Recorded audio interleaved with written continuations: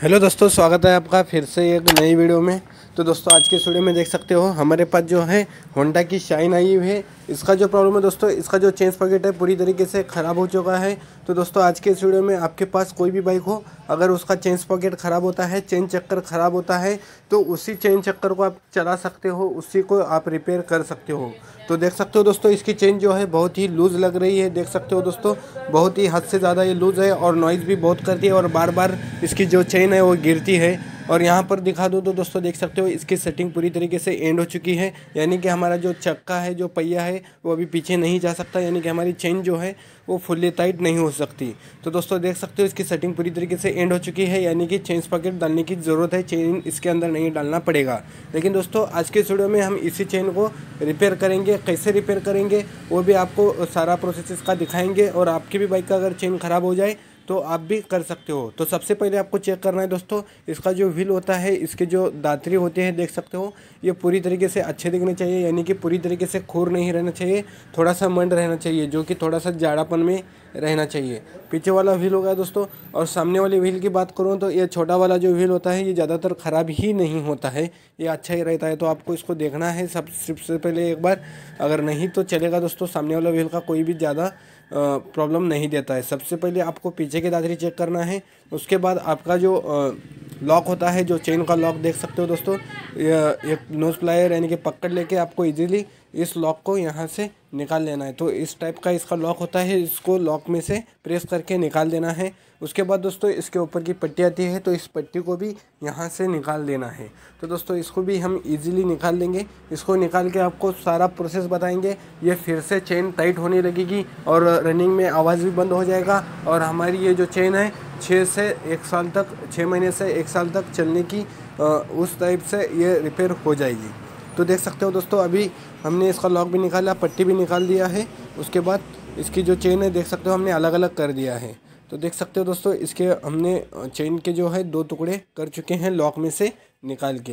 तो इस टाइप से आपको निकाल लेना है। निकालने के बाद दोस्तों इसके लॉक दिखा दूँ तो देख सकते हो दोस्तों इसके ऊपर कोई ऑयल नहीं है, कोई ग्रीस नहीं है। इसको ऐसे ही चलाने की वजह से हमारी जो चेन है वो ख़राब हो जाती है। और एक बात बता दूँ तो दोस्तों आपको 1 महीने से 15 दिन में आपको ऑयलिंग या ग्रीसिंग या चेन स्प्रे यूज़ करना है।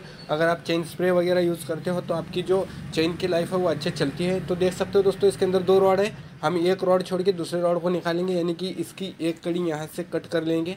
तो देख सकते हो दोस्तों अभी प्रोसेस मैं दिखाता हूँ इसको कैसे कट करना है। सबसे पहले आपके पास एक 2 हथौड़ी चाहिए, या तो कहीं पर भी आप एक पत्थर पे वगैरह रख के कर सकते हो। अगर हथौड़ी होगी तो कोई भी दिक्कत नहीं आएगी। तो देख सकते हो हमने कर दिया है। और यहाँ पर एक नीचे में एक नट रख देंगे, 14 नंबर का नट रख सकते हो।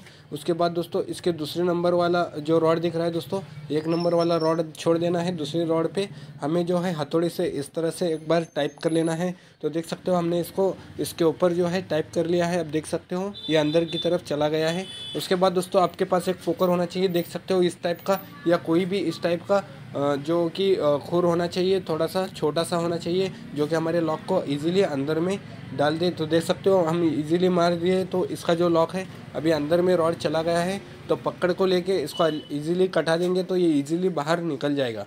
तो देख सकते हो दोस्तों अभी ये अलग हो चुका है यहाँ से। अभी इसको हम फेंक देंगे, इसका कोई भी काम नहीं है। अभी जो भी है हमारे चेन में करना है।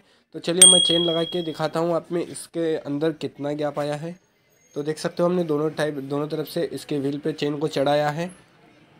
अभी यहाँ पर दिखा दूँ तो दोस्तों देख सकते हो अभी इसके अंदर गैप, बहुत सारा गैप इसके अंदर दिख रहा है। देख सकते हो इतना गैप इसके अंदर दिख रहा है, यानी कि ये चेन जो है अभी छोटी हो चुकी है और पूरी तरीके से बैठने के लिए नहीं है। तो अभी हमें करना क्या है, इसके व्हील को पूरी तरीके से हम लूज करेंगे। उसके बाद जो हमारे चेन रजिस्टर के नट होते हैं, एक 12 नंबर का आता है और एक 10 नंबर का आता है। तो इन दोनों नटों को हमें फुल्ली लूज कर देना है, पूरी पीछे की साइड में, पीछे के साइड तक इसको लूज करते रहने है। अगर लेफ्ट साइड का अगर आप लूज़ कर रहे हो तो राइट साइड का भी आपको सेम उसी पोजीशन में आपको दोनों साइड के जो इसके नट होते हैं, ये दोनों नट को जो है 10 और 12 नंबर के, इनको दोनों को भी पूरी तरीके से यहाँ से लूज़ कर लेना है। और एक चीज़ दोस्तों, जो हमारे ब्रेक रॉड की पट्टी आती है इसके ऊपर 13 नंबर या तो 14 नंबर का नट होता है, उसको भी लूज़ करना है।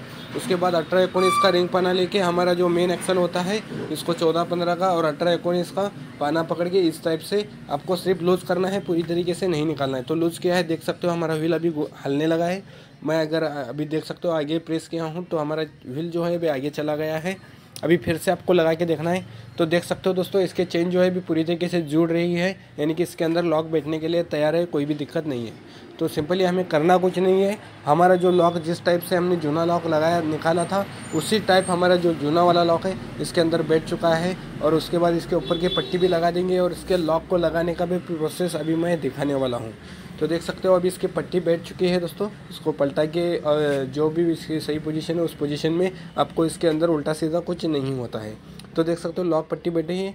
अभी हमारे चेन लॉक को आपको इस साइड से नहीं डालना है बल्कि ऊपर की साइड से नीचे में प्रेस करना है।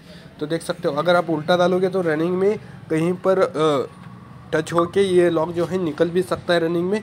तो आपको इसको उल्टे साइड में लगा देना है, क्योंकि ये कहीं पर भी अगर लग जाए तो कोई भी दिक्कत नहीं आएगी। तो देख सकते हो अभी हमारा लॉक परफेक्टली अभी इसके अंदर बैठ चुका है और हमारी चेन अभी लूज़ दिख रही है। अभी हम क्या करेंगे दोस्तों, जो हमने इसके चेन एडजस्टर के जो नट थे जिनको हमने लूज़ किया था उसको टाइट कर रहे हैं। तो देख सकते हो हमारी चेन जो है ऊपर की साइड में आ रही है, यानी कि टाइट हो रही है। देख सकते हो दोस्तों अभी हमारी चेन यहाँ पर फुली टाइट हो रही है। अगर मैं चाहूँ तो अभी और भी इसको टाइट कर सकता हूँ, लेकिन दोस्तों जो हमारे बाइक को चलने के लिए जितना टाइट चाहिए उतना ही टाइट करना चाहिए। फुली टाइट करोगे और हम जब हम सेंटर स्टैंड से बाइक को निकालेंगे तो हमारी चेन बहुत ही जाम चलने लगेगी, व्हील भी जाम चलने लगेगा। तो हमें जो है इसका सही पोजीशन पे इसको टाइट करना है। देख सकते हो अभी पूरी तरीके से हम घुमा के चेक कर रहे हैं तो हमारी चेन जो है परफेक्टली ना टाइट हो रही है ना लूज़ हो रही है, एकदम परफेक्टली जो है अभी सेट हो चुकी है। तो इसका मेन एक्सल का नट भी हम फुली टाइट कर लेंगे, उसके बाद इसके चेन एडजस्टर के नटों को भी हम फुली टाइट कर लेंगे। तो दोस्तों इस तरह से अगर आपकी बाइक की चेन ख़राब हो जाए और उसकी सेटिंग ख़त्म हो जाए तो आप खुद से ही इस टाइप से आप जो है उस चेन को चला सकते हो। फिर से 6 महीने से 1 साल तक आप इजीली इस चेन को, जूनी वाली जो चेन होती है उसको चला सकते हो। तो दोस्तों आपको इस टाइप से करना है। तो दोस्तों ये थी हमारी छोटी सी जानकारी। वीडियो अगर अच्छा लगे तो वीडियो को लाइक करें, कमेंट करें, शेयर करें। और आप हमारे चैनल पे नए हैं तो चैनल को सब्सक्राइब करके बेल आइकन को ऑल पे क्लिक करें, ताकि जब भी हम कोई बाइक रिलेटेड वीडियो लाए तो सबसे पहले अब तक नोटिफिकेशन पहुँच जाए। तो चलिए दोस्तों मिलते हैं नेक्स्ट वीडियो में, तब तक के लिए बाय बाय।